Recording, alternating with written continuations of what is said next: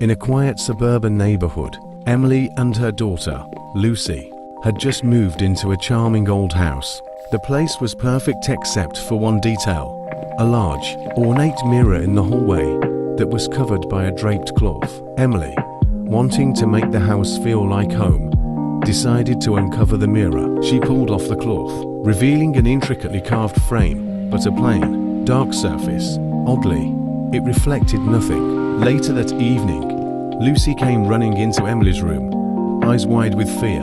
She had seen a man standing in the hallway, but his face was a smooth, featureless void. Emily dismissed it as a product of Lucy's imagination and reassured her. Yet, as the night wore on, Emily herself began to feel uneasy.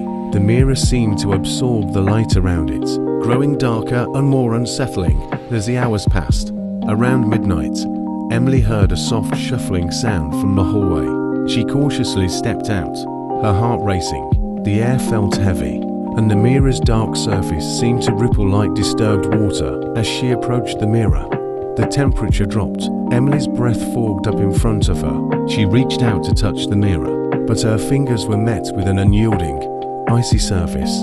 Suddenly, the dark void in the mirror began to shift and move, as if something was struggling to get out. Emily turned to call for Lucy, but the sound caught in her throat.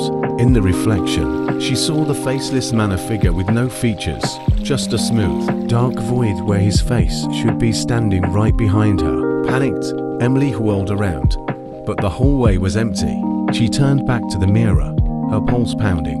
The faceless man was now closer, his formless hands reaching out from the surface. Without thinking, Emily grabbed a nearby lamp and smashed the mirror.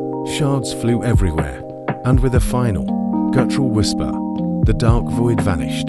The next morning, Emily found Lucy sitting calmly at the kitchen table. The mirror was gone, replaced with an old photograph of the house from decades ago, showing a family in front of the very mirror Emily had destroyed. In the photograph, a faceless man stood in the background, his empty gaze fixed directly at the camera. Emily realized that the faceless man was never really gone. He had just been waiting for the mirror to be uncovered to make his presence known.